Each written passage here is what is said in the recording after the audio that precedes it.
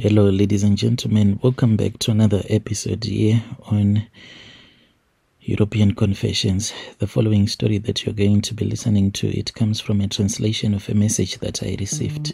Indeed, strange things they do happen in this world. The message reads like this. Hello, Brother Nashi, how are you? Can you please post my own story as hidden identity? My name is Tariro, not my real name, and this is my story.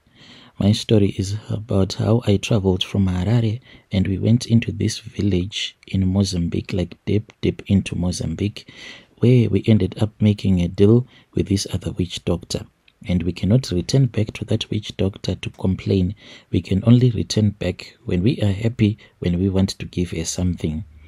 But when I look at all the things that I did at that time, I thought that I was clever. I was doing everything that I was doing, and at the end of the day, everything was going to be okay, to enjoy life. But now when I look at my life, it is just pain and misery. So it all started, it was about 3 years ago.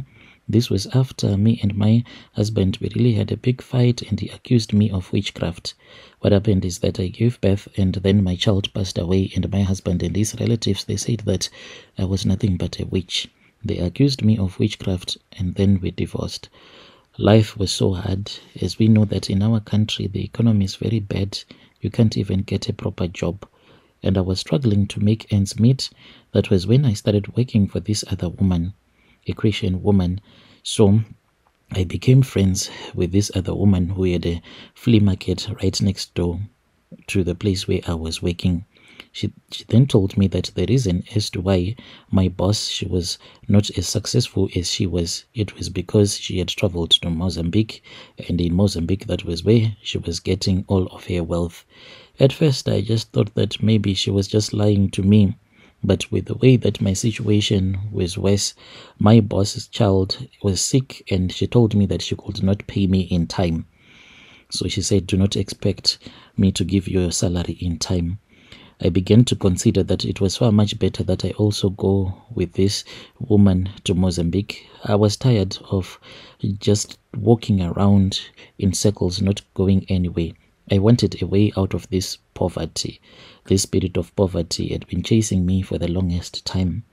But I was afraid. I don't want to lie to you. I was always afraid of traditional healers. I said I won't go alone, and I said it is time for me to find some backup. So I had this other best friend of mine who was willing to do anything. Even when we were still in high school, I used to send her to do some stuff for me. I went and I spoke with this other friend of mine, whom I'll call Lucy, not her real name. She was in the same position as I was, broke, desperate. We were looking for a way to survive. So at first, that woman told us that she wanted to show us that she had made it in life. She collected us and she drove with us to her house. She was living in a very beautiful house, driving some of the cars that we saw in her garage, which she said that she only drives them when she's going to South Africa and Botswana. Very beautiful cars. She told us that it was because of her powerful traditional healer in Mozambique who could even assist us, who could change our fortunes. She then told us that even though we wanted to do this, but there was always a risk. She then gave us an example of our Lord Jesus Christ. He said our Lord Jesus Christ, when he came to earth, he knew the risk that was involved. He knew that he was going to get killed once he would stop being a god. But still, this was his duty, and he performed his duty. And she said that when the time comes, you need to perform your duties as well.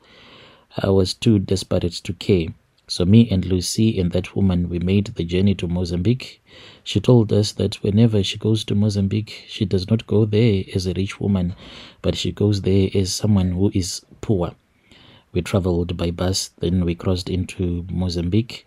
No passport, no what. The trip, I don't want to lie, it was very long and I felt so tired so many times. But I was filled with hope that finally it was going to work out. And each and every time, whenever we would feel like we are exhausted and when we would complain, when we would say that we cannot do this anymore, please let us return back to Zim, then she will start to sing this other song by Soldier Love, and it inspired us to continue going on our way. We arrived in Mozambique. We made our way to a very small remote village, and then we arrived at that woman's house. It was like deep in the mountains. We met the healer, an old woman. This woman, even her eyes, you won't look at her for more than 3 seconds because she has this demonic cat-like strange eyes. And when she looks at you, immediately she will start to tell you your name, your surname, where you come from, and all the things that you have done, everything about you. We were then led into a small little hut, a mud hut, where she explained the rituals that were supposed to happen. She explained to us that she was going to be an intercessor on our behalf, speaking with the marine spirits, and she was going to ask the marine spirits to help us so that we can be wealthy. She was going to grant us the spirits of a mermaid, one for me and one for my friend. She then told us that the thing that we were about to do, it was considered like trapping a demon in a small bottle, and it will grant us wealth and men will come to us. She told us that there was a price that we had to pay. The spirit, this marine spirit that we were going to trap inside this glass bottle, it would want some blood. Blood will always be needed. And she made us to swear and to make an oath that if we were going to fail to deliver, then we were going to die. So whilst we were there, even though we were desperate, I was scared. But my friend then said, "You know what? You do not have to be afraid. Look at it from this side.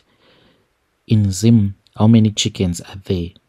With the money that we'll be making, we can buy all the chickens that we have in our country. Then we can slaughter them one by one whilst we are giving their blood to these mermaids." She said, when we have finished all the chickens that are in our country, then we will buy all the goats, the cows, because we will be very rich. We can do this, she said. Then that traditional healer said, "Are you willing to do this?" And I then said, "Yes, we are willing to do this." She then performed the rituals as she was speaking in Portuguese, and we could not understand what she was saying, but she was summoning the spirit of the marine spirits. As she was summoning the spirits, that was when I felt really cold. Deep in my bones, I was freezing. Finally, the healer gave us the bottles. My friend was given one. Inside the bottle, I could see that there was something, a spirit, like a faint shadow of a mermaid. All that I could see clearly were the glowing eyes. We returned back to Harare with the bottle, and I can say that almost immediately our lives changed. We stopped working, and we were encouraged to open up our small flea markets. This woman assisted us. We traveled to Botswana to buy some clothes. Our businesses took off, and everyone was just surprised. The weeks turned into months. Then we were told that we had to move out of the ghetto, and we had to stay in the suburbs because it is quiet there. The spirit inside the bottle was now making its demand. At first, we had been told in Mozambique, that all that we were supposed to sacrifice were your small animals, a chicken here and a goat. So what I did is that I then spoke with my brother in the village, and I gave him some money, and I told him that I wanted him to start a chicken project. So he was keeping this chicken, the broilers. So sometimes he would wake up and he would find out that all the chickens, they would have died throughout the night. Then he will say that these people in this village, they are witches, they do not want me to succeed. But what he did not know was that I would release this mermaid, then it will go, then throughout the night it would suck, it would slaughter all the chicken, and then in the morning you would find out that the chickens would have died. After that, that was when me and my friend started going to trips to Dubai, South Africa, Turkey, wherever we wanted to go to. Then there was this other particular trip. We went to Turkey. We wanted to open up our boutique here in Harare. So we wanted some connections. Then I had a dream. In my dream, I saw this mermaid coming to me. When I returned back to Zim, that was when the dream became real. This mermaid, I saw it crawling into my bedroom, and it said that I am no longer satisfied with the blood of animals. I want human blood. And I said, "You want me to sacrifice a human? Whom do you want me to sacrifice?" It then said that I want the blood of your mother. And when I looked at my mother, I saw that my mother was the only person in the world who had loved me unconditionally. And when I kept on thinking about her, I started crying. The spirit got so angry, and me and my friend, we then started staying together because we were scared, because these marine spirits, they were now attacking us. Sometimes they would switch on and off the lights at night, trying to scare us. My friend then said, let us stay together. As for my friend, her mermaid told her that she wanted my friend to sacrifice her own brother. We kept on fighting with our marine spirits until they told us that they were going to make us to run mad, and we could not do that. That was when I gave this spirit to sacrifice my mother. My mother, after I had said that she was supposed to be sacrificed, she kept on telling me that we needed to pray, to fast, because she felt like in the spirit there was a war that was being fought. But I would just say, oh, yes, I am fasting, mother, I am praying. And then one night I had a dream, and in my dream I saw the mermaid digging up a grave, and I was chained. And this mermaid had made me to lie down next to the place where she was digging a grave. Then the mermaid told me that it was digging up a grave and she wanted to bury me or my mother. The choice was mine. And I said, yes, it is fine. You can kill my mother. One day, my mother, she went to the river. She wanted to wash some clothes. She was with some village women. And when she was busy washing the clothes, that was when she said that she saw a whirlwind that was on top of the water.